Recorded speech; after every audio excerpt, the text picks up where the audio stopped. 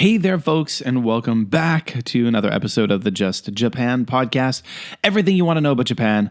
My name's Kevin O'Shea. I'm your host. Hisa Shibari. It's been a very long time. Very, very, very, very long time. I hope you guys are all good. It is a Christmas season, and I have a special Christmas treat for all of you. Back to say hello. If you're wondering where I've been, well, I have been extremely busy with the Supernatural Japan podcast, which is a podcast I launched a few years ago, but in 2025, I decided this would be the year I really ran with things. Excuse me. So starting in January of 2025, I've put out at least one episode per week, and there have been several months where I was uploading 2 episodes a week of the Supernatural Japan podcast. It's all about folklore, supernatural history, the paranormal, scary stories, interesting things about history, Shintoism, shrines, you name it. It's not everyone's cup of tea, I do realize. And if you are really interested in the content I create and you're wondering where has Kevin been, that's where. So just search for Supernatural Japan, wherever you listen to podcasts. It has been growing steadily in recent months, and I'm very proud of that.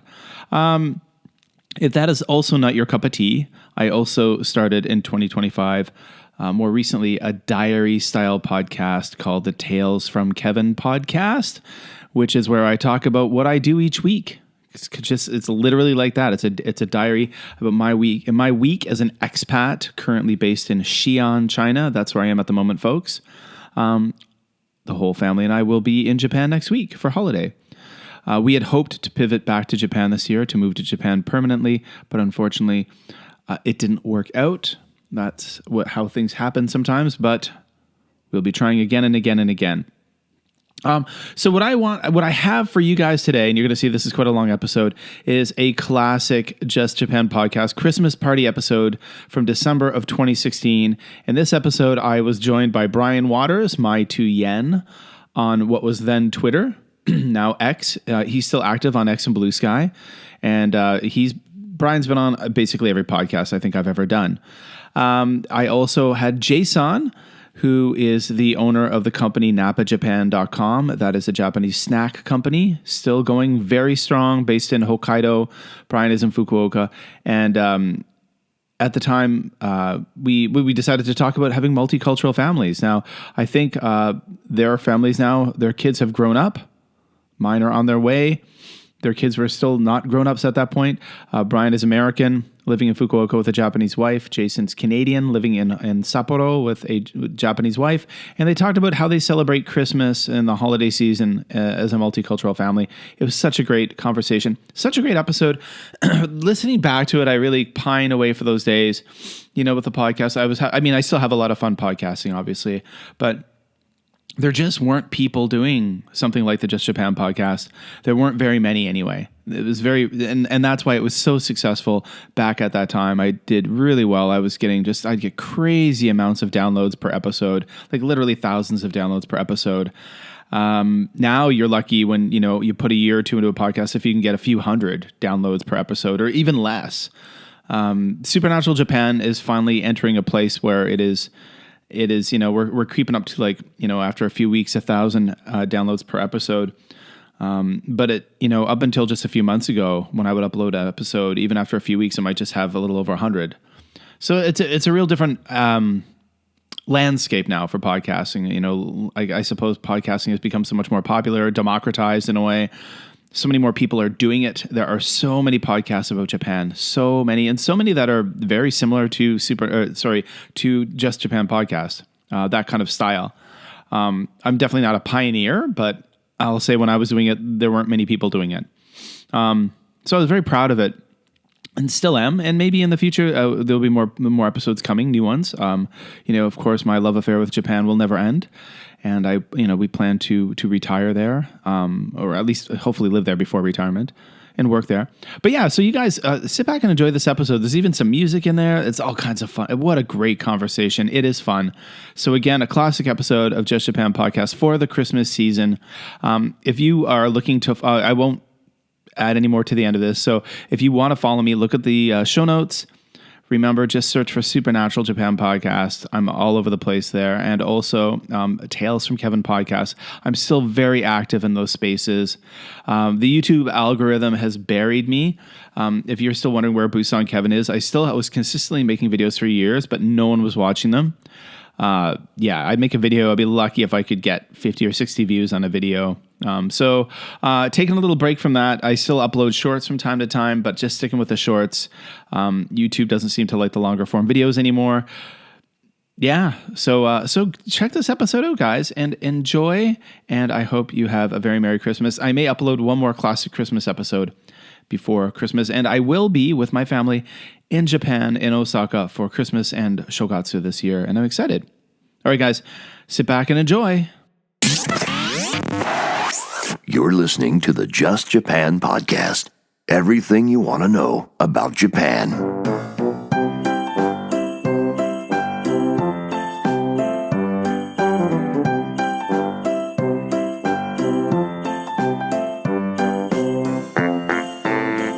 Hey there, everyone, and welcome to episode number 137 of the Just Japan podcast. Everything you want to know about Japan. And Merry Christmas. That's right, everyone.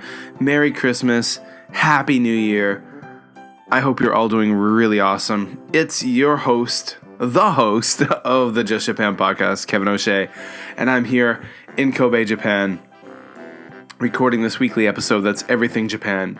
All about Japan, all things Japan, and this is our third Christmas episode. That's right, the third year in a row we're doing our Christmas special, and I'm really excited. I've got some great friends who join me for this episode. We talk a lot of Christmas stuff here in Japan, of course, because, you know, it's the Just Japan podcast.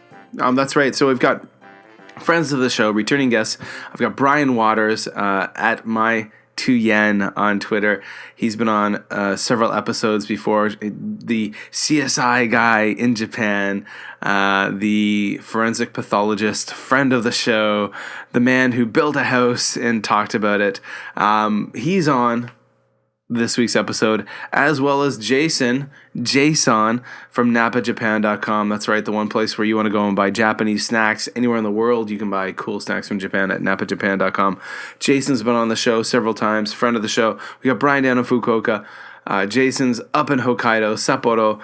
And hey, they're both North Americans like I am, and they're going to be on the Just Japan podcast this week talking about Christmas in a bicultural family. That's right. Hey, you got 3 North Americans with Japanese spouses raising children here in Japan, and we all celebrate Christmas. So we're going to talk about how we celebrated Christmas in our days before Japan and how we celebrate Christmas in Japan in a bicultural family, as part of a bicultural family where, hey, you've got 2 cultures.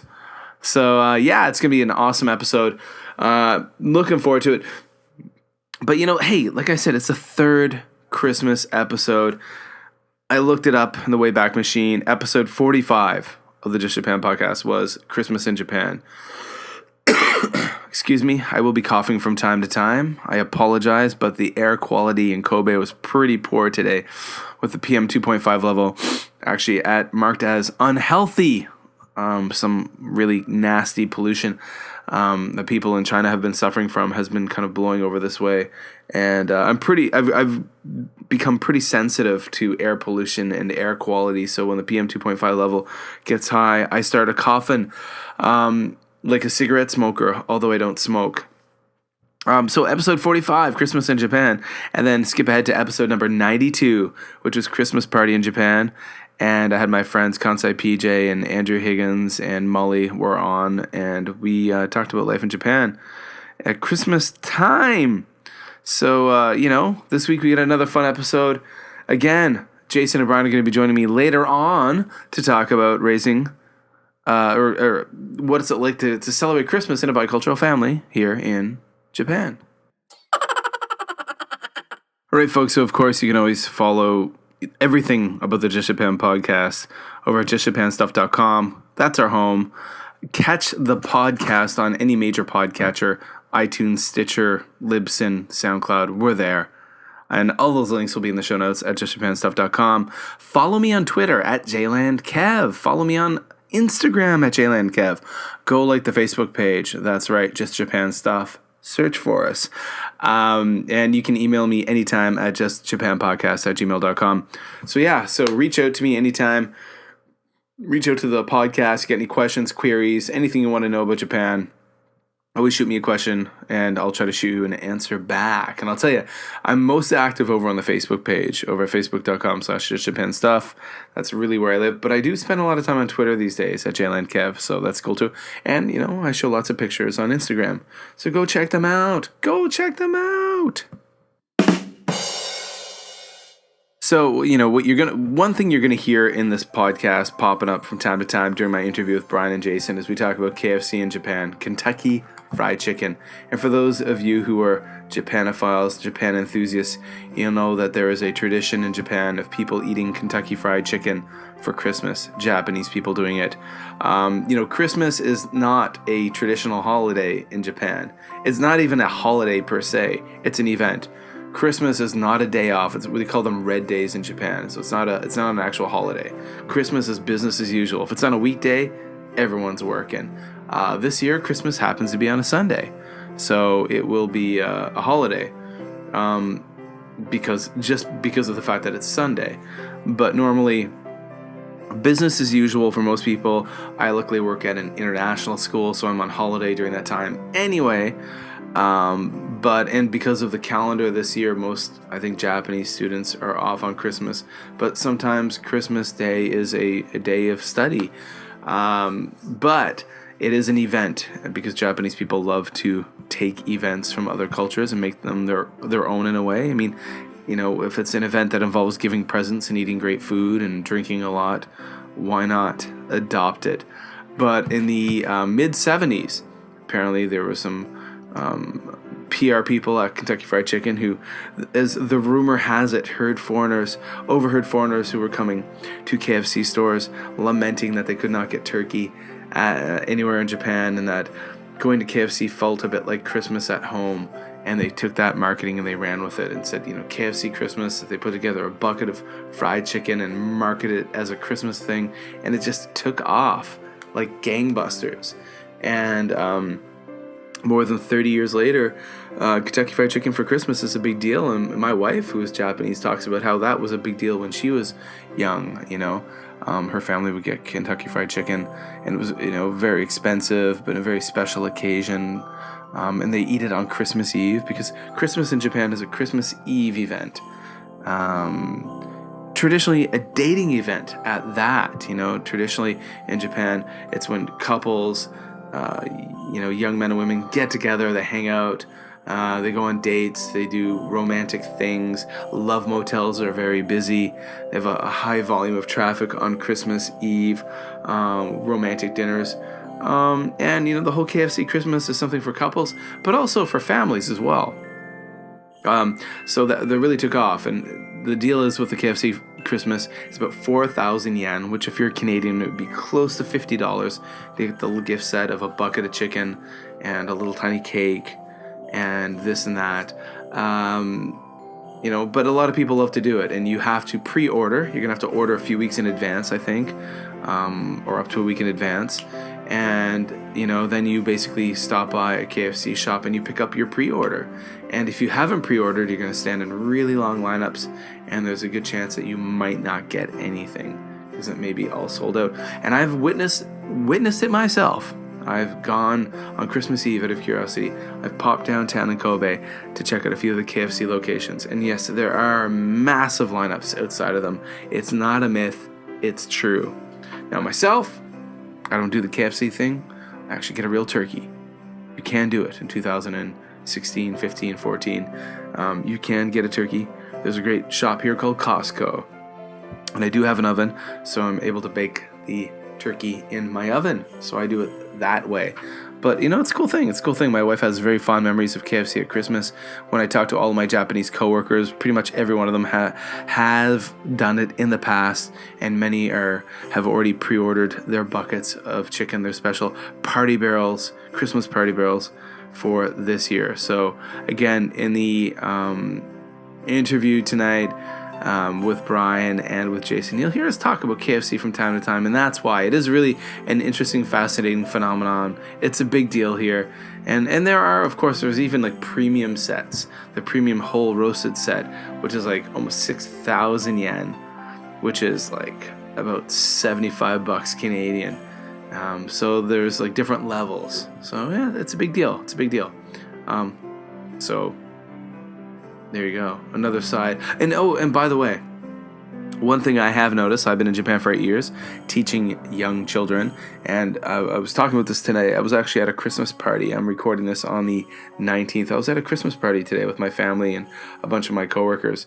And, I was saying that, 8 years ago when I first came to Japan, if I asked my class, how many of you have Christmas trees in your house? Maybe 30% of them or 40% would raise their hands. But now, in 2016, and I'm teaching first grade, when I've got 18 kids in my class, when I said, how many of you have a Christmas tree in your house? 19 out of 18 raised their hand. 17 out of 18 raised their hand. And it seems like it is becoming kind of a bigger deal now, and all the kids are talking about what they want from Santa and this and that. So, it's growing. And there's no religious connection whatsoever. It's purely a commercial thing, which many would argue in America or Canada or anywhere else in the Western world, that's what it's turned into as well. Okay, let's move on.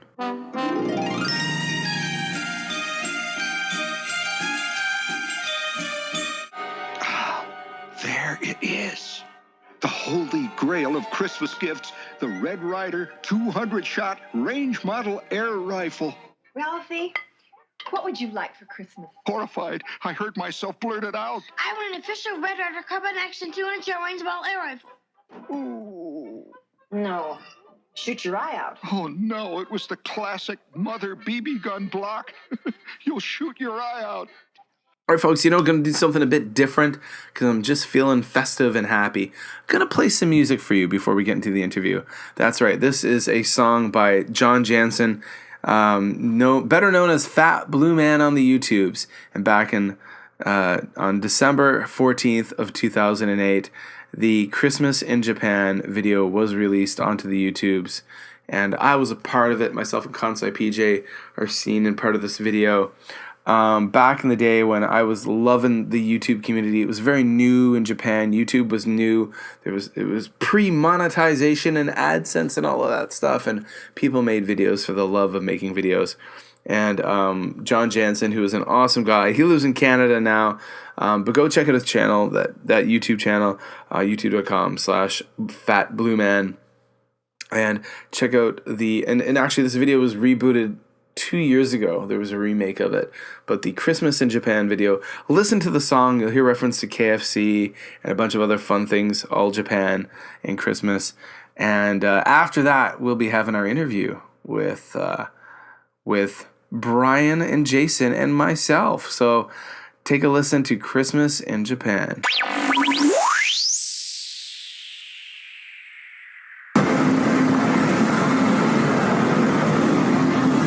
In Japan, everybody!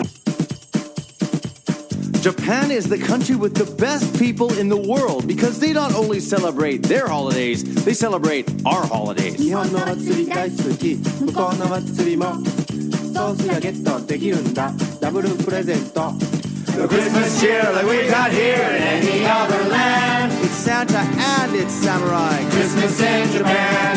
Turkey Day's great with Christmas cake, cause we all understand. And we're not going home this year. Christmas in Japan. The Japanese know like to do back home where the profits to be had. Christmas trees are seen well before Halloween at Christmas in Japan. 24th is the date for the fun and the play for those who booked their plans. And nobody else from the love hotels that it's Christmas in Japan. The Christmas cheer like we got here in any other land. That snowman's made of mochi rice. Christmas in Japan.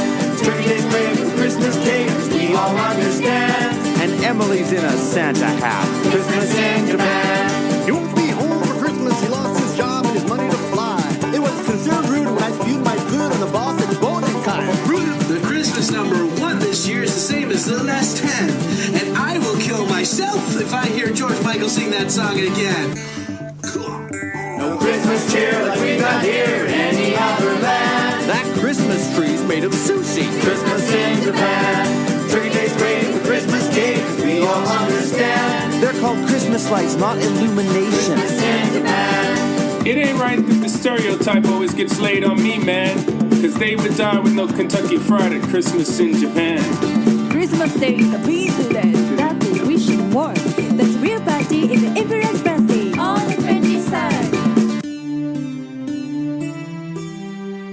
No Christmas cheer like we've got here in any other land. I hear Rudolph Summers at a temple near Nara. Christmas in Japan. Turkey tastes great with Christmas cake, 'cause we all understand. And no one even notices Christmas in Pakistan. No Christmas cheer like we've got here in any other land. Who needs eggnog? I got hot sake. Christmas in Japan. Turkey tastes great with Christmas cake, 'cause we all understand. And we're not going home this year. Christmas in Japan.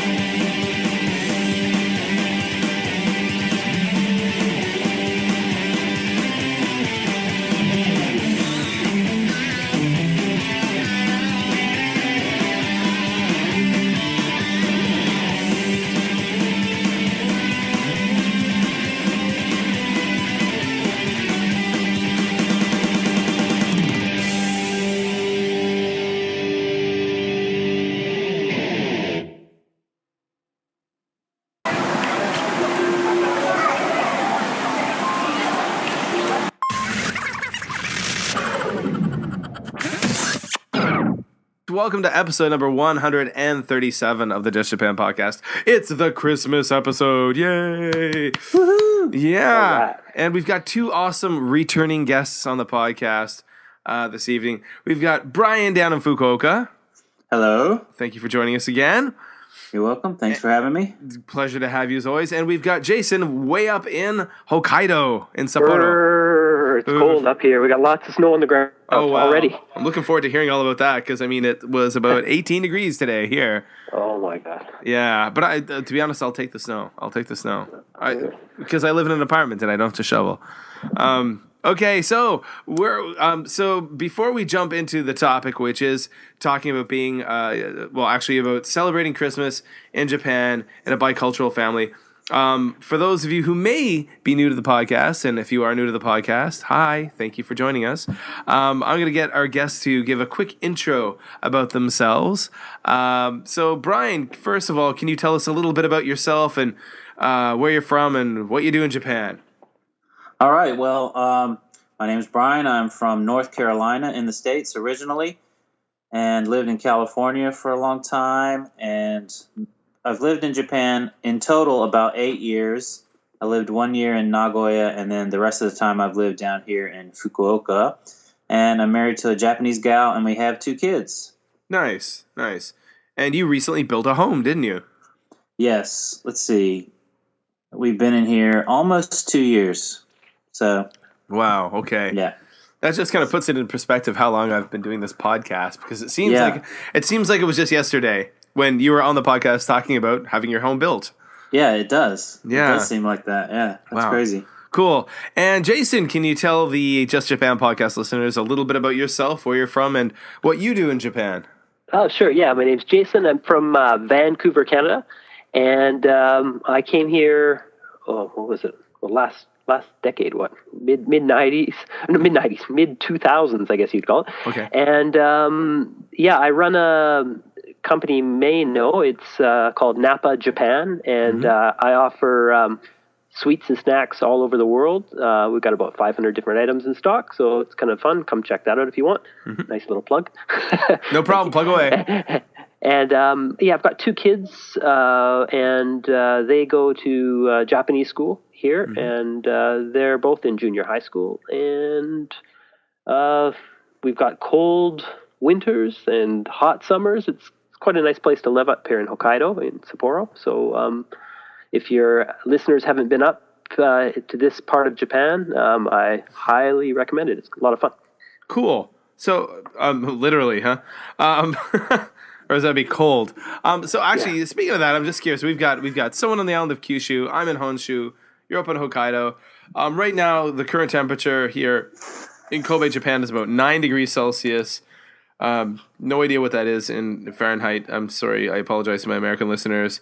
So it's 9. I think the coldest we've had in the last week, it went down to about 3. How's the weather been down in your end, Brian? It was nice today. I don't know that it reached 20, but it's 13 now. So it was nice and sunny today. It was warm. We were outside. Yeah, my son and I actually ran a race today, like a father-son race, and a 1.3 kilometer grueling race. I saw that on Facebook. Yeah, darn fun though, darn fun. And it was warm. We were definitely overdressed for it.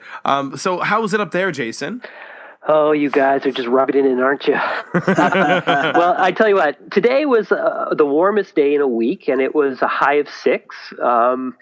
Right now, it's 2 degrees. 2 degrees right now. It gets down to -6 overnight. And yesterday, it was high of about -6. So it was cold the last few days, but this whole week is above 0, between about 4 and 7 degrees. Okay. And overnight, just below freezing. So, yeah, the snow's on the ground, and it'll stay until end of March. Okay. And keep snowing and snowing. Yeah. Wow. Well, I mean, I look at the weather back home, and I know my parents just outside of Ottawa were dealing with the wind chill -28, -30 in the last few days. We don't get that up here. Yeah, we don't get those wind chills in Sapporo. Sapporo is pretty mild. You're basically, the extremes are 10 degrees on either side of 0 in the winter. Those are the extremes, but usually you're between 5 and 5 on either side of 0. That's about it. Yeah. Not so bad. Not so bad. Okay, Yeah. and by the way, guys, everyone out there listening, I'm recording this on the evening of the 18th of December, so we're a week away from Christmas. And we are a week away from Christmas, and that's the subject of this week's episode. It's all about Christmas. And I wanted to bring on Brian and Jaysan because they have a Japanese spouse, as do I. And I wanted to talk about celebrating Christmas in Japan and a bicultural family. So I'm curious. The first question I want to ask you guys is about kind of maybe your own background, growing up in America, Brian, growing up in Canada, Jaysan. Was Christmas a big event in your house growing up? It was huge. It was huge for us. It was the biggest. It was the biggest holiday of the year, and North Carolina is a pretty traditional place. So I assumed that the way that we celebrated Christmas was traditional. Open presents on Christmas morning, Christmas dinner with the family on Christmas Day, and lots of presents under the tree, and church on Christmas Eve and all that kind of stuff. So yeah, that's the way we did it. that kind of sounds similar to mine. I mean, I grew up in Nova Scotia, Canada, and they say that Nova Scotia is like the most Catholic part of Canada. And I was born I was raised Catholic, so it was very Catholic. I mean, it was very, we had, in my hometown, we had 2 kinds of people: either you're Catholic or a Protestant, and that's as diverse as it was. Christmas was definitely a big event. A lot of church. I remember going to church all the time leading up to it, and having to do like the Christmas pageant when I was a kid. I think I was a shepherd a few times or something like that. Never got the good roles. But I mean, again, like what sounds like with you, Brian, I had lots of presents under the tree, Christmas dinner or Christmas lunch with turkey and all the fixings, and Mass on Christmas Eve and all that jazz. So it was a really big deal. How about you, Jaysan? Yeah, well, in Vancouver, I'm probably a lot. Even though it's in Canada, we're on the left coast, and it's a lot milder. So you don't get a lot of white Christmases. They're all wet Christmases. So it doesn't really have that feeling of a real Christmas that you see on TV and stuff. But all the same things. Like, I mean, I grew up as a kid in the late 70s and early 80s, and we'd have lots of presents and stockings. We'd always have a present we'd open on the 24th at night, because just to tide us over to we did the same thing in my house because my parents were so annoyed by us. They were like, okay, fine. It must be like a tradition across the country. Yeah, it's like you can open one on Christmas Eve to keep it quiet. Yeah, we didn't do that. My dad was pretty much against that. He was like, no way. Okay. So we had to wait until Christmas morning. But it was usually like, I mean, it got to a point when I was, I would hardly sleep. So I would just wait and listen for them to stop moving around. And so, whatever, 1 or 2 a.m., whenever they just, put the presents out and then went to bed, and then I would just sneak out and see what they put out and stuff like that. Yeah. Nice. Actually, what my parents. Yeah, I remember the. Go ahead. Oh, sorry. Go ahead. Yeah. No. Go ahead, Jaysan. No, I was just going to say our family and stuff, because we'd always have the big days. We'd go to my grandparents on either side of the family, so we'd have a huge feast on the Christmas Eve and one on the 25th as well. But on the 24th, of course, parents are, out having fun and eating and drinking. So, they'd be crashed quite well, like at 12 o'clock at night. So sneaking around would be no problem. They'd be sound asleep. Oh, really? Okay. Yeah. So, but yeah, same as Brian, it'd be hard to sleep on those. Yeah, I can remember. I think in my house, like my brother and I would wake up at well before the crack of dawn, with excitement and wanting to wake up our parents. Like, it's Christmas, let's open the presents.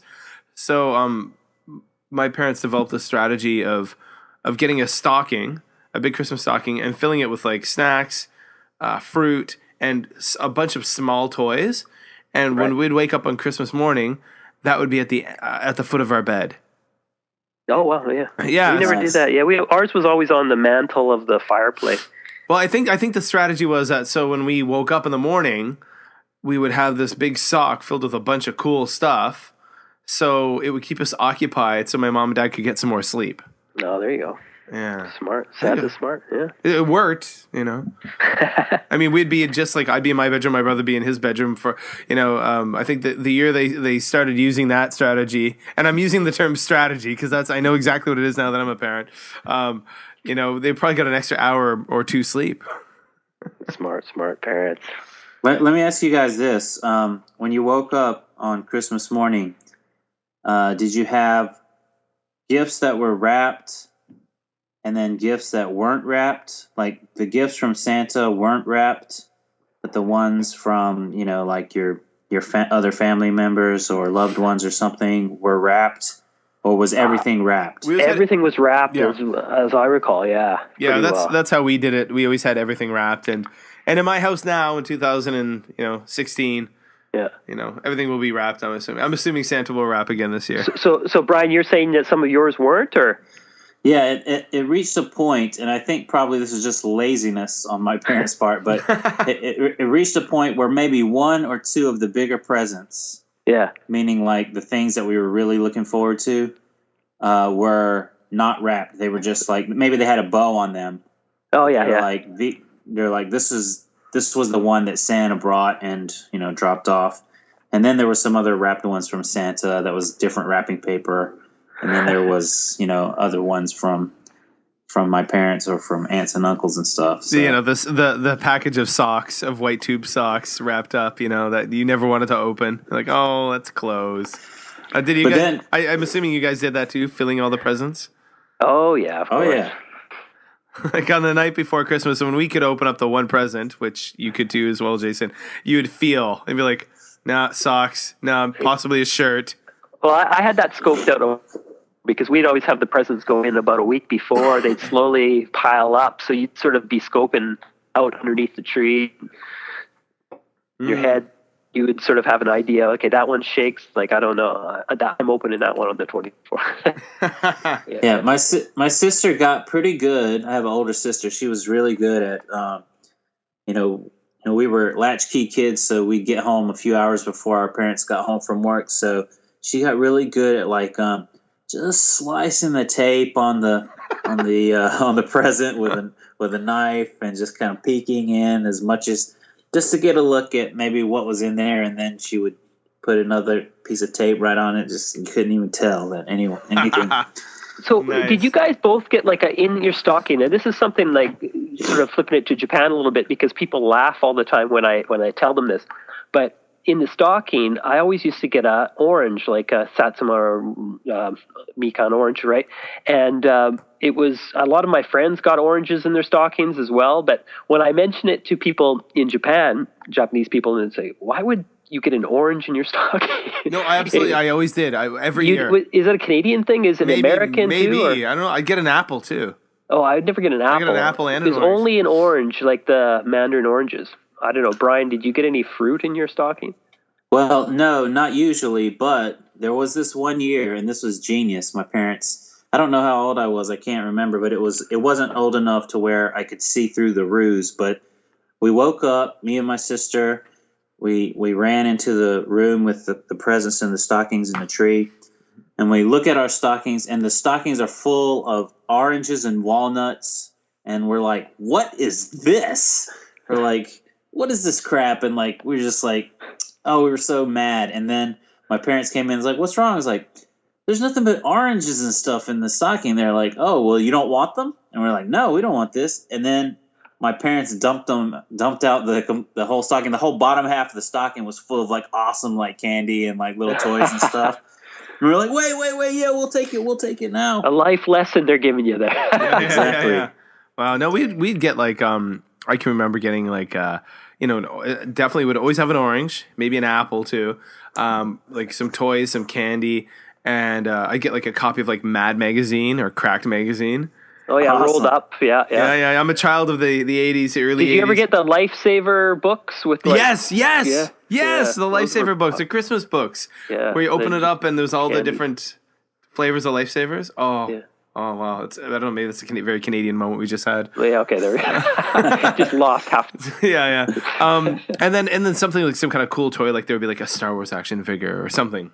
Yeah. And again, that would keep us busy until my parents could actually like wake up and get the coffee going, and So fast forward, here we are. We're all in Japan, and so I mean, one thing I'm curious about. I know a lot of people who listen to the Just Japan podcast, who follow me on Facebook, are asking always about, how is Christmas celebrated in Japan? And of course, often it comes up, how Japanese people celebrate Christmas. And, we often know how people who are from America, from Canada celebrate. But what happens when you take the two and mix them all together? You take a household where, you've got maybe, some American culture and Japanese culture mixed together, some Canadian culture, Japanese culture mixed together. How is Christmas celebrated? So I'm curious, and maybe I'll start with you, Jaysan, because I know you've got older children. Yeah. And I'm curious. So, I mean, how do you celebrate Christmas in Japan?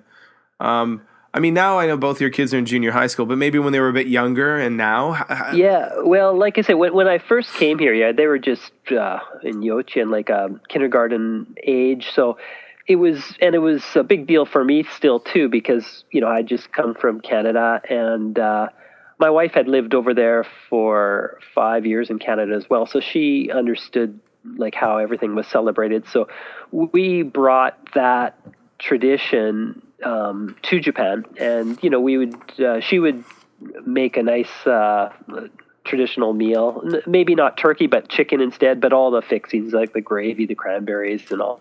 Mm-hmm. And then we'd have the stockings and presents from Santa. Leave a note Santa with a carrot and cookie, even do that thing. Decorate the Christmas stockings. What else? Everything it looked typical North American house on the inside. Mm-hmm. And the first Christmas morning, when I woke up, I remember my wife was cleaning and just doing normal housework or something, and was going to go out shopping. Like it's a holiday, and she's wondering why I'm sort of spazzing out. She had lived overseas, it's no big deal to sort of just get on with your day, because I guess New Year's was the big thing for her. Yeah. And it took me a few years to sort of not take Christmas as I did at that time. And now that the kids are older, every year it just seems less and less we're doing. In fact, this year we weren't going to put up a tree, but actually today we did finally put up the tree. It was, the kids, they're, like I say, they're 15 and 13. So they still, I, of course, enjoy getting presents and stuff. And they have memories of their youth and stuff, but they're so into their other activities and their friends that it's not such a big thing to them. I think New Year's. I suppose that's kind of probably the kind of natural progression. If you were to be in Canada right now with your children, as they become teenagers, they're going to be more into their iPhones and their friends, and they're hanging out with their friends or playing hockey or baseball. Completely. Then, so I don't think that's maybe just that's probably not a cultural thing. That's just an age thing.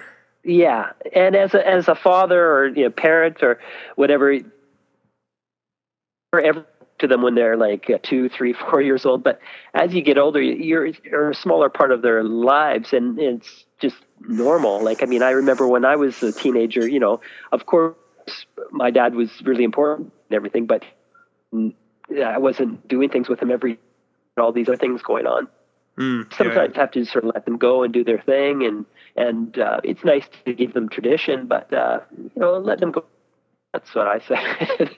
And they let them appreciate Japanese culture too, because that's where they're living, and they're probably going to live the rest of their lives. So I have no problem with it. We have a good mix of celebrating all the holidays, so it's not bad, and we get to eat things on that one day of year, so I'm happy with it. Cool. All right, so Brian, how about with your family? How has from the time you've come to Japan? Now, I mean, like your children were both born in the United States, right? Yes, both of them. Yes. And how has celebrating Christmas in America to coming to Japan and living in Japan, celebrating Christmas here? Can you tell us a little bit about that? Right. Well, my kids were 5 and 3 when we moved to Japan back in 2011. And so they had a good run of the full-on American Christmas, and we would usually take them back to, Grandma and Grandpa's house in North Carolina. We lived in California at the time. Mm-hmm. So that was even doubly good because they got, twice as many gifts, really. And since we've come to Japan, it's scaled way down. And the first year, it was as big as we could really make it, being in Japan. But and one of the cool things is we brought with us a Christmas tree, an artificial Christmas tree, a big one, like a 7-footer. Okay, wow. So we got that, and we've put that up every year, and I try to make it as similar to the American Christmas as I could, Christmas, lots of presents on Christmas morning. But even that first year of being in Japan with my job, I'm a assistant professor at a university, so Christmas is just another work day here. And so if it falls on a weekday, unless I specifically ask for the day off, which I don't really feel like I can do. It's kind of like, especially now, I've kind of fallen into the Japanese way of just, whatever, working whenever everyone else is working. So I think the first year I did ask for the morning off so we could open presents and stuff. But we tried to fill underneath the Christmas tree as best we could with the money that we had, and so we didn't want to give too big of a shock for the kids to come from this mountain of presents to like almost nothing. But in the this will be the 5th or 6th Christmas since we moved here. It's gone like noticeably down every year, like the number of presents and also just the excitedness of everyone. And, we still put the Christmas tree up, and that's largely my daughter. She's just like, when are we going to put it up? When are we going to put it up? And stuff like that. And then But even like the presents, like the numbers of presents and the things that they are asking for from Santa have kind of waned, and now it's just kind of like, what do you want for Christmas? And it's just like, oh, maybe this or that, maybe one or two big things. It's not like a whole list like back when they were younger. Now they're 11 and 8. So, I mean, still, I mean, when I was 8, I was asking for the world, but I think they've gotten kind of maybe used to it. And I think we're slowly heading down the same path that Jaysan and his kids have.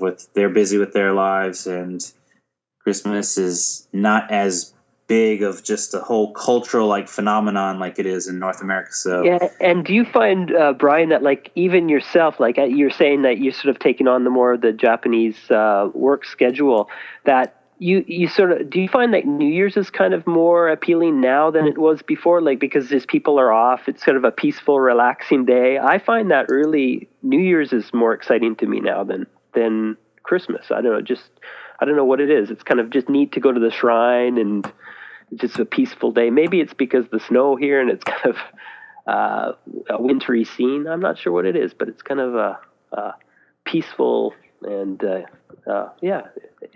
So Brian, do you find New Year's Day here in Japan maybe more of an event than Christmas? Yeah, I mean, I as important or exciting as Christmas for me yet, but I do agree with you.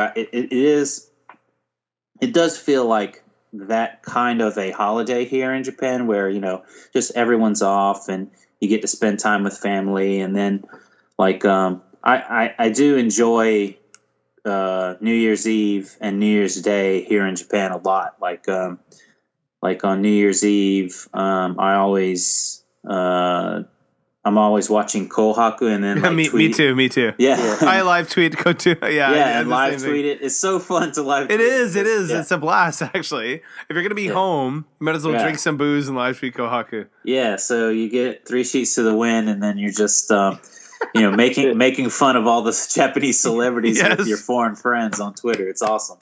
Yes, that's what I will be doing this year. I'll see you. I'll hope to see both of you on Twitter. Yeah. Yeah. But I mean, in my case, as far as like the whole Christmas celebration goes, my kids are still young. My daughter's 3, my son is 6. So we still have that whole, Christmas is a very big deal. We got the big tree up, trying to play Christmas music every day. And I luckily am in a situation where I'm an international school teacher, so I've been on vacation already for a week. Oh, wow. Nice. Yeah. And I'll be on holiday until the first week of January. So, I'm on holiday. My son's actually, I think his first day of holiday would be the 23rd. He goes to a Japanese Yochan. But we're pulling him out a few days early to go on a little trip. So, I mean, we're all here. We do like the piles of presents under the tree. They're all wrapped up and it's a lot of fun.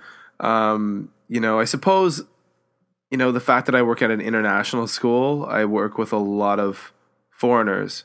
And so, for example, tomorrow, on Monday the 19th, I'm going to a Christmas party with a group of my coworkers, or throwing a Christmas party in my neighborhood. So we're going to go there after my son gets off the school bus. He's going to change out his uniform, get into his regular clothes, and we're going to go to a Christmas party. And then on the 23rd, another one of my friends who is American, her husband's Japanese, at her house, she's throwing a big Christmas party with baking turkey. She's getting a turkey at Costco, blah, blah, blah, blah, blah. And then on Christmas Day, I'm going to bake a turkey. Got one from Costco. A challenge to fit in my oven here in Japan. I've actually last year I had to like remove the backbone, cut out the backbone and break the ribs, and then like tie it up in a special way to fit it in my oven. I thought you were going to say I had to sort of dismantle my oven. Yeah. I had to dismantle my oven in order to cook the turkey. Yeah. So I mean, I think the difference is if we look at the three of us, our children are all in very different stages of their life and development. Yeah. Oh, yeah. And it's kind of cool to sort of compare that in that way and see how the Christmas is different. And it does seem to go by age how we celebrate. Yeah. with 3 and 6 years old, there's still a lot of excitement going on, and I'm reading Christmas storybooks to the kids almost every day, and they're all excited about like what they're discussing, which kind of cookies they're going to buy to put, to leave out for Santa at night, and it's very much that kind of wonderful, exciting, pure time. My kids are more like, I ask them, what do you want for Christmas? And they have their smartphones, they check online. Yeah, I wouldn't mind this thing here, and do you want to buy? Oh, just give me your credit card. No. They can buy. There's no element of surprise. It's I want this. Oh. Give me an Amazon gift card. Exactly. You could probably find a better deal than you can. Yeah. Oh, it definitely can. Yeah. They've done some shopping for me online before because they know the sites. That's for sure. Well, I'm curious. As far as Christmas in Japan goes, with I'm just for both of you, in the time that you've been in Japan, I guess we've all kind of been here, kind of roughly the same amount of time, maybe. Kind of. I've been here for 8 years, 8+ years, and Brian, you said in your 2 times in Japan about 8 years. Yeah, altogether, yes. And then, you've been here a bit longer than us, Jaysan. Yeah. But we're not talking like Mully. We haven't been here since like 90 or 91. Right. But have you seen any changes in the way, in general, Christmas is celebrated in Japan? If anything, just like with the marketing and the kind of commercial aspect or store displays or this or that. Because, I'm thinking about my own perspective. I was a kindergarten teacher for my first 5 years in Japan. How many times did you play Santa? I've never played Santa. Oh, no kidding. Yep. I've even played Santa, and I was never a teacher. No, I've actually never played Santa in my life. I've never done it. Yeah. But I can remember at one point in time, kind of doing a very scientific straw poll of my class saying, who has a Christmas tree in their house? Right. And maybe half the kids raising their hand. Whereas now I teach grade 1, and the other day I said, how many of you guys have a Christmas tree in your house? And out of 18 kids in my class, I think it was 16 raised their hands. Yeah, well, like you say, how things have changed over the time, like even in a decade or whatever, if you just look at the 100 yen shops and, how many of those are out there now, and they stock their shelves with Christmas gear, and so it's really affordable that you can even get little decorations to put in your house, or even small Christmas trees. Yeah. And then what you see is because of these cheap Christmas decorations and just so many of them, a lot of stores will buy them, decorate their offices and things for the holiday or the season. They'll keep them up a month in advance, and then so people start thinking about it more, I guess. Well, not really, I guess, necessarily. Maybe not in a deep Christmas way, but no, but just sort of like Halloween too, right? Yeah. Like all the Halloween products. Yeah, I would say in 10 years, it's grown quite a bit. I'm not sure how about at home, like within people's homes, about like the meals or presents and things like that. But I would say just on a surface level of how it appears, there's more decorations. That's for sure. I definitely think so. Yeah, Brian. Yeah, I agree with all that. I think we're basically talking about percentages, though, like a ratio, like North America is like, let's say on a scale of 1 to 100, they're 100. Japan is still way far down on the scale, but they might be like 2 or 3 times what they were, 5 or 10 years ago. Yeah, that kind of thing. Yeah. So, and they make their own. They make their own traditions. They're not really following any blueprint. So it's sort of just case and study, I guess. Like no, absolutely. It's exactly. Not like they're not all making sure that they watch A Christmas Story every year, or National Lampoon's Christmas Vacation, or one of the greatest Christmas movies of all time, Die Hard. And like most people, know, who know a little bit about Japan, and is that Christmas is basically for like girlfriend, boyfriend, or single husband, wife, and where New Year's is the family holiday. So I don't think it'll ever really shift to being a family holiday because New Year's is so close, and that's where everybody puts all their time and efforts into, right? That's right. Yeah, that's right. And there's not the religious aspect either. Oh, so That's even in Vancouver, there wasn't really a religious aspect. Like I know my family's not religious, but even it's such a multicultural city. But like all cultures seem to celebrate it in a way. Even though they were Christian. Well, I mean that's it's one of those interesting things. Like I was brought up in an extremely Catholic environment, right? But I mean I haven't practiced Catholicism since I was probably in my late teens, and I'm like my early 40s now. So I don't go to church, and my children have not been raised in any kind of religious capacity at all. I mean, we're just, it hasn't been something we do. So it's really interesting when I'm an elementary school teacher. That's what I did in Ontario before I came to Japan, and I've got a massive library of children's books in my house, actually in this room, right? The Just Japan Podcast Studios, my AKA Man Cave. And, I've got a bunch of Christmas storybooks, and some of them, I've got one called Christmas Is, and then it talks about like Christmas is the Nativity. And then it talks about like the three wise men and the Christ child and this and that. I'm just like, and I read that book to my kids last week, and then they were just like, "What's that, Dad? What is it? What is this all about?" I'm like, "Oh, well, maybe. Oh, how do I? Are you gonna go there? Yeah. How do I explain this as we're laying in bed at night reading a storybook to you? Oh, it's interesting because of course that religious element it's got nothing to do with the way Christmas is celebrated in Japan. Right. It is and that's why sometimes as you get older, it's easier, at least for me, to let it go. Like when I'm a kid, you just think, it's your right, and in Christmas you get presents and stuff. But when you get older, it's more like, do I have to buy adults presents? They can buy their own stuff. I buy for kids and stuff, but what's the meaning behind it? And yeah, I guess for me, it's more nostalgic. It's sort of continuing and hearing those sounds and smelling those bakings from Christmas. It just keeps that candle flickering, I guess, but it is easier for me to let go now than like I say, if I had the tree up or not this year, I really wouldn't care. I would do it for my kids if they wanted it up.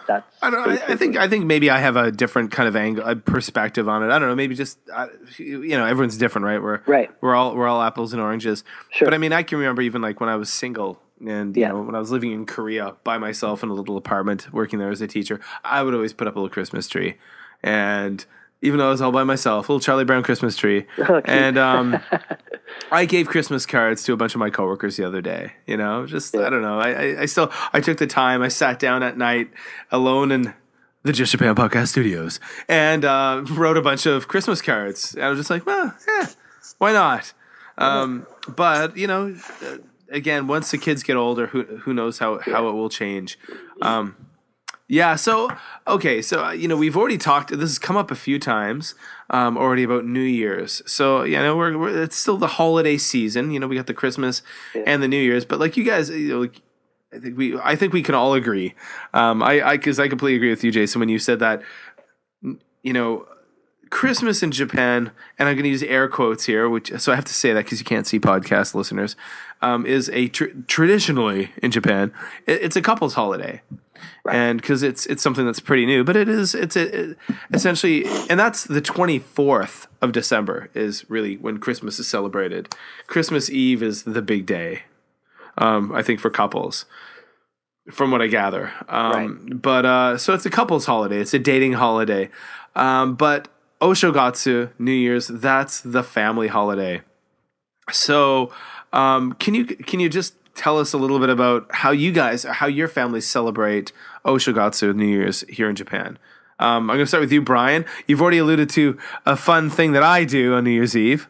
So what do you do on New Year's Eve and then on New Year's Day? Well, so I already talked about the Kohaku, watching the Kohaku. By the way, what the heck is Kohaku for those out there in America, in Canada, in England, wherever, who are like, what does that word mean? Oh, geez. This is well, it's just the red, white, right. I guess. Yeah. Right. So it literally translates to red, white, but it's basically a show. It's on the national broadcaster here, right? NHK. Yeah, it's on NHK, and it basically pits two teams of celebrities against each other, or two teams of celebrity singers against each other. I don't know. Based on gender. Based on gender. No, it's not men against women, is it? No. Yeah.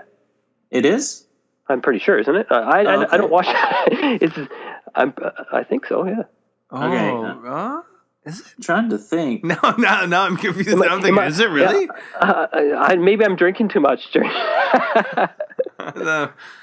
Maybe I'm drinking too much during that. Well, actually, I normally am drinking too much when I'm watching it, but. Yeah, obviously, I haven't been watching it close enough. We've got two teams of celebrities, of performers, entertainers, singers mostly, right? Mm-hmm. And they all just basically come on and they sing songs, right? It's just like a live music show. And it's not a gong show. They don't gong you. No, it's essentially it's like the most popular performers of the year, right? The most successful performers of the year are invited to come onto the Kohaku show, and they sing like the biggest hits of the year, right? So the pineapple pen guy will be there. Absolutely. Oh, yes, Pikataro will be there. No, okay. I guarantee he will be there. Yes, I mean he made it to YouTube Rewind. The huge YouTube year-end video where they take the biggest of all YouTubers and they put them together in some video that has nothing to do with whatever they did. But Pikutaro was in there, yep. It was like, wow, yeah, there you go, man. All right, I've got Wikipedia up now. Yeah, I did too, and I just the red team. You go ahead and read it. All right. Well, it's officially called NHK Kohaku Utagassen, which means year-end song festival, but Kohaku is red and white, and literally red and white song battle. It's such a battle it is. Yes, huh? Yes. And it basically, so it's an honor to be invited because it's strictly by invitation, and it's usually the most successful singing acts in the entertainment industry can perform. So there's music performances, costumes, hairstyles, makeup, dancing, and lighting are. You missed the most important part. Second paragraph. The red team or Akagumi is composed of all female artists, while the white team is all male groups. Oh yeah, I missed that. It proved my point. Okay, cool. I wasn't that drunk. I needed to drink more this year. But apparently we were drunk. The saddest thing about this is I've watched it every year for the past 6 years or 5 years. You've never noticed that, and I've never put two and two together. That's amazing. I can't laugh at you because I'm in the same boat. Wow. Okay. So we've got the Kohaku, and I like Brian enjoy drinking and live tweeting, and mostly it's kind of like mocking and poking fun at the performers. It's completely that. It's completely to all the other gaijin who are in Japan drinking at the exact same time on Twitter doing the same thing. It's like, oh my God, what is she wearing? Oh my God, why is he? Oh my God, he's a horrible singer. This is so insane. Why is this happening? Why is Susan Boyle singing right now? That happened a few years ago. But I can actually remember I was live Facebooking it too on the Just Japan Podcast Facebook page last year, and there were a lot of listeners really enjoying that as well. Oh, we should do something. This year, part of your podcast or whatever. That'd be cool. Yeah. That'd be something cool. Think about that. So on New Year's Day, I know that in my family, we did a few times. I think only twice had the osechi ryori, the traditional meal. But at the end of the day, I don't like a lot of food in the osechi ryori. And, of course, little kids definitely don't like food in osechi ryori. So we just haven't done it the last few years. But we do have, like, the ozoni in the morning. Right. The traditional mochi miso soup. What do you guys do as far as, like, kind of traditional New Year's food? Oh, osechi ryori. We have, my wife makes it the day before, so in the morning, even have the nihonshu, the sake, and drink that in the morning with the full meal, and then the leftovers we'll have at night for dinner. So there's no cooking that day. So it's a true relaxing day for the person who does the cooking in the house, and that's definitely not me. So well deserved. And anything left over we'll have at night. So it's just basically a day of eating and drinking and watching TV, and there's comedy shows on TV and marathons and things like that. So you get the Hakone Ekiden kind of begins. Nice. How about you, Brian? Yeah, pretty much the same. I mean, osechi, I'm not a fan of osechi. I like Japanese food, pretty much all Japanese food, but I'm not a fan of osechi. That's where I'm at too. Yeah, it's most of it is just cold and clammy and just very strong taste. Yeah. But we don't really do osechi like as a big thing. Like, of course we do ozoni, and then on New Year's Eve we always eat soba. I don't know if you guys do that as well. We do that as well. Yes, definitely.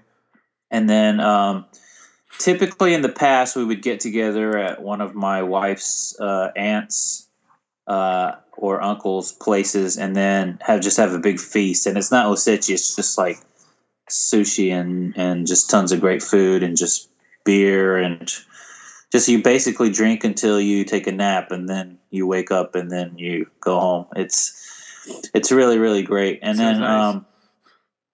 But one thing I wanted to mention was usually before New Year's Eve, usually on like the 28th or maybe the first day after everyone gets on vacation, we do omochitsuki.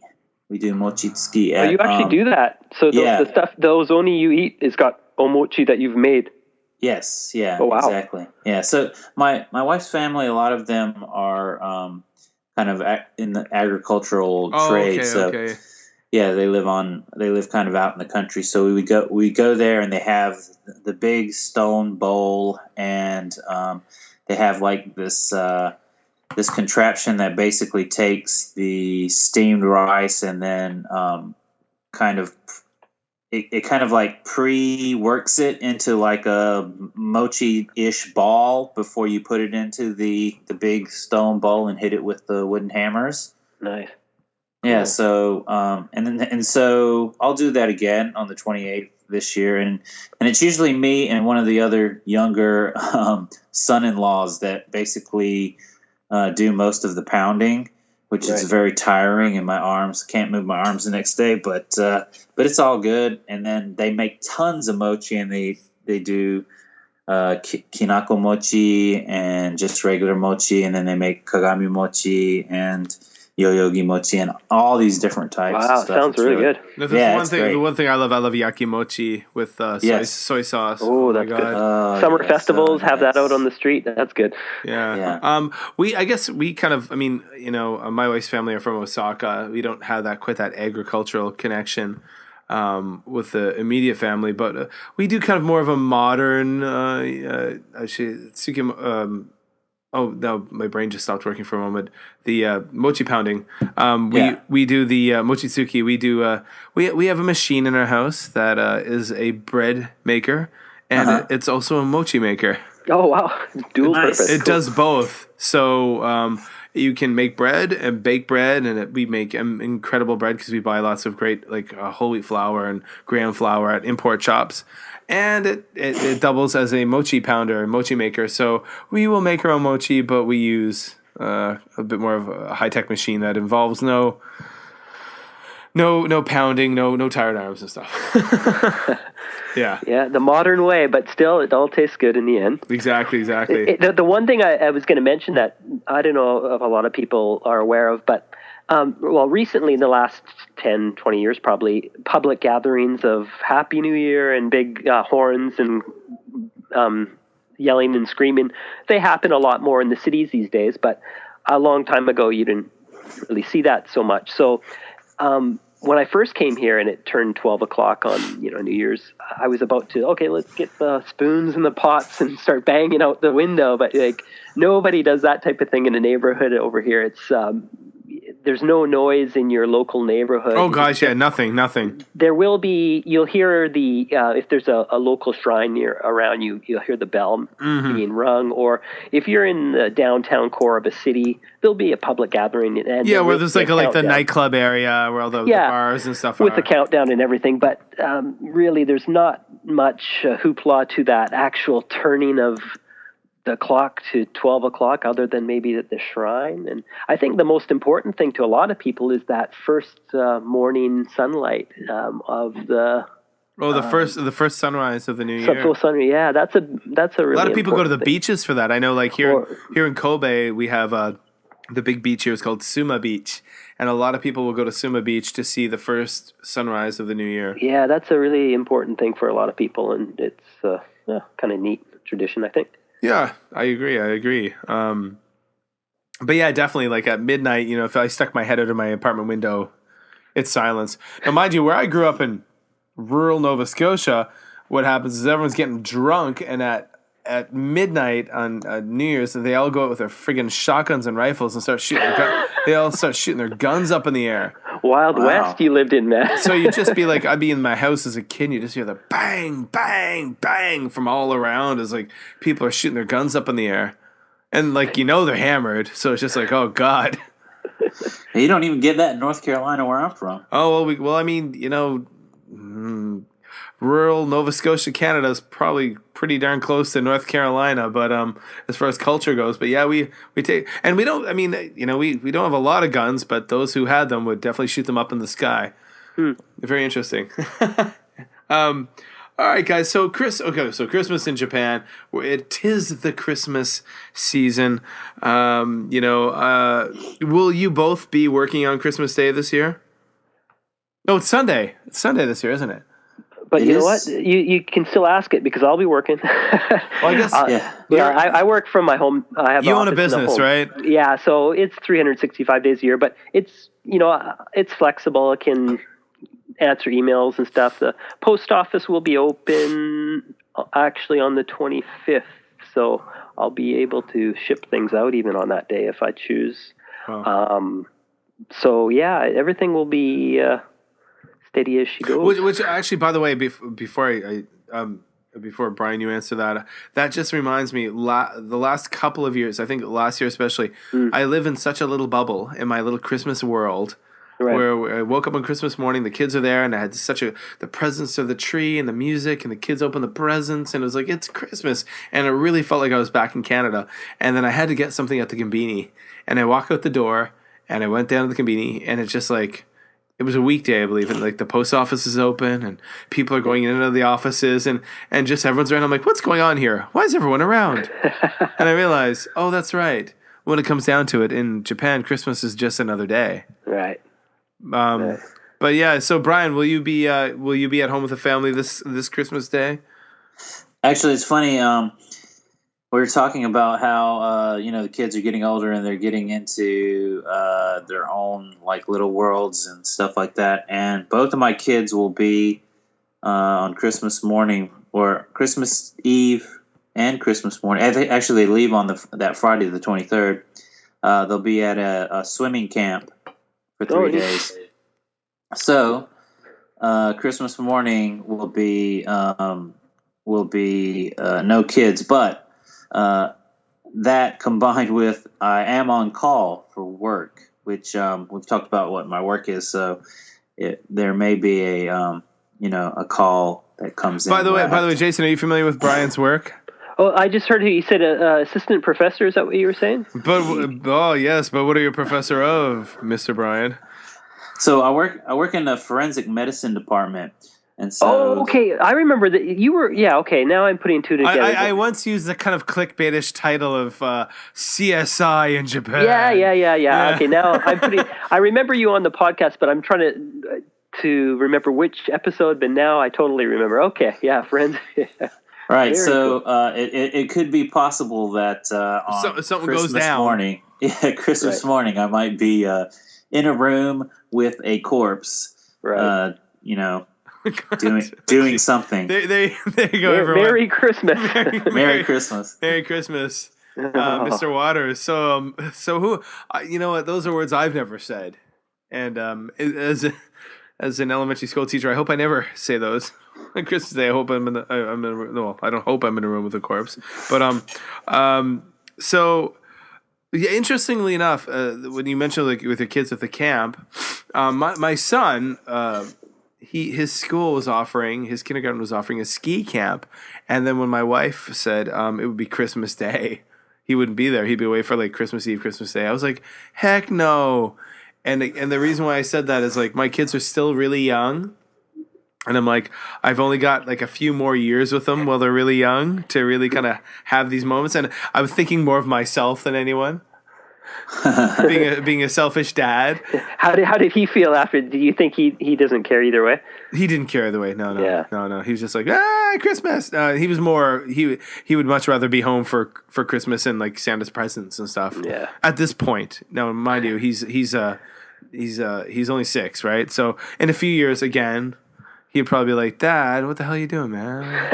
Could have gone skiing. And there was like this like real cute chick who was going too. Yeah. I don't want to think about that.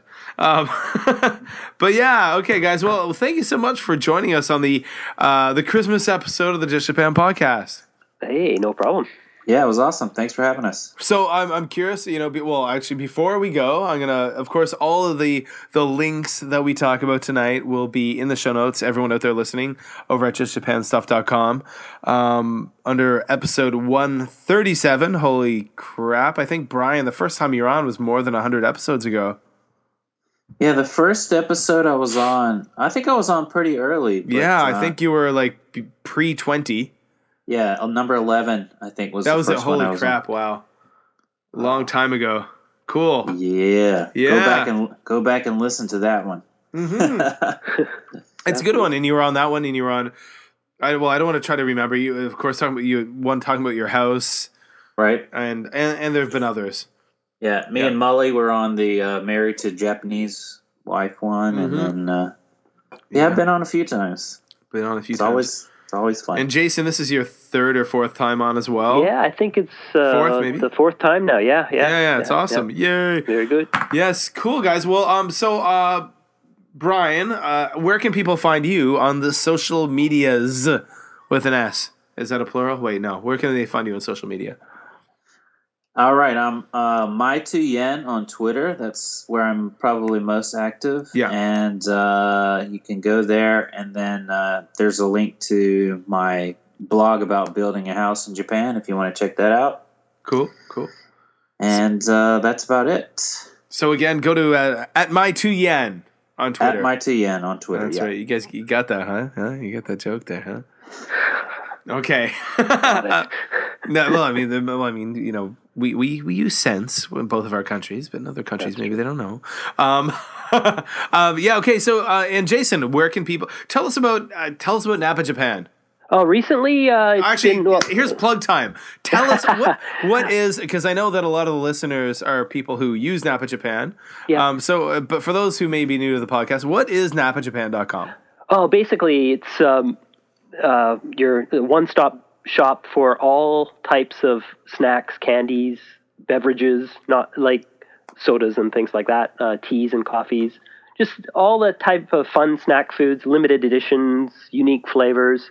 I carry about 500 different types of products at one given time. So things are always changing, inventory is fluid. So check back often, and you can see what is in store at the website. It's easy to remember. It's just NapaJapan. It's a palindrome, so if you spell it backwards or forwards, it's the same word. Japan sort of hidden in the middle. Oh, yeah. Japan's hidden in the middle of it there. So I couldn't get Japan spelled backwards.com, so it was already taken. So anyways, yeah, it's NapaJapan, NapaJapan, and on all social medias, that's where you can find me.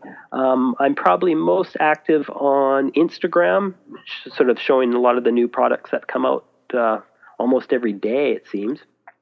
And you can send me a message, say that you heard me on the Just Japan podcast, and I could maybe even give you a discount code if you contact me. Okay, so do that. Oh, you hear that, guys? Whoa. Just say you heard me on the Just Japan podcast, and we'll give you a discount code. Oh, awesome! Just Japan podcast listeners, go use that, utilize it, because I know it's funny. I'm really happy that I was able to make a connection with the service. That sells snacks around the world from Japan, because over the years, my many years being involved in YouTube, too many people have asked me. They're like, Kevin, could you send me snacks? I'm like, no.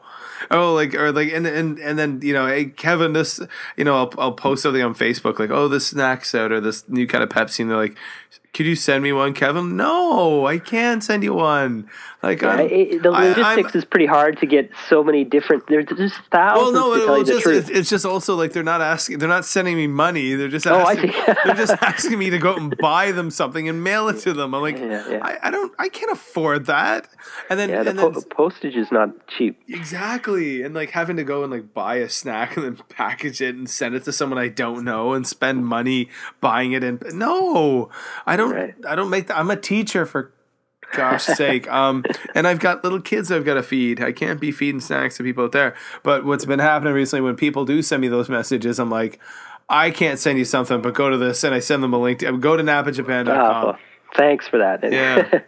I think most recently there was someone asking about the Coke, the Christmas ribbon bottle Cokes, or the Coke bottles with the ribbons. There's not too many Christmas products out this year, like more Halloween than anything, but that's one of the items that's really popular that I have is that, Coca-Cola with the Christmas ribbon. You sort of pull a string inside around the bottle, and it turns into a little bow and ribbon. It's kind of cool. Yeah, I've got one on display in my man cave here. Oh, you have one, yeah. Yeah, and I sent my parents, I sent off a big like gift box of like presents and stuff for my family in Canada, and I threw a couple of those in there as well. Because I got to admit, like, I don't drink pop. I don't like soda, pop, that kind of thing. But I bought several bottles because I totally get suckered in by those things. Marketing, damn it. Yeah, it works. I'm like, hey, it turns into a ribbon. I could drink it. Okay, cool, guys. So go to NapaJapan.com, check that out, and go check out Jaysan on the Twitter, on the Instagram at NapaJapan. All those links will be in the show notes at justjapanstuff.com. Both of you, thank you for coming on again. Merry Christmas and Happy New Year. Yeah, Merry Christmas. Same to you. Merry Christmas. Woohoo.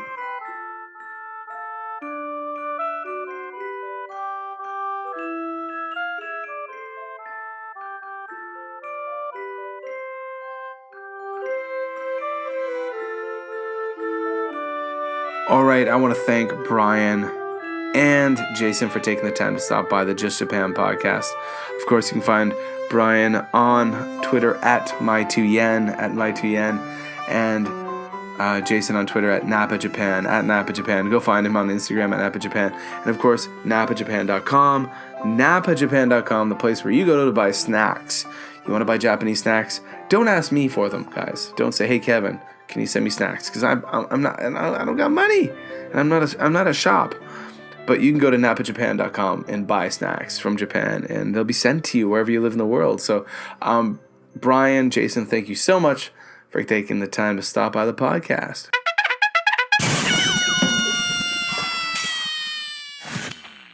All right, folks, well, that does it for another episode of the Just Japan podcast, another Christmas episode of the Just Japan podcast.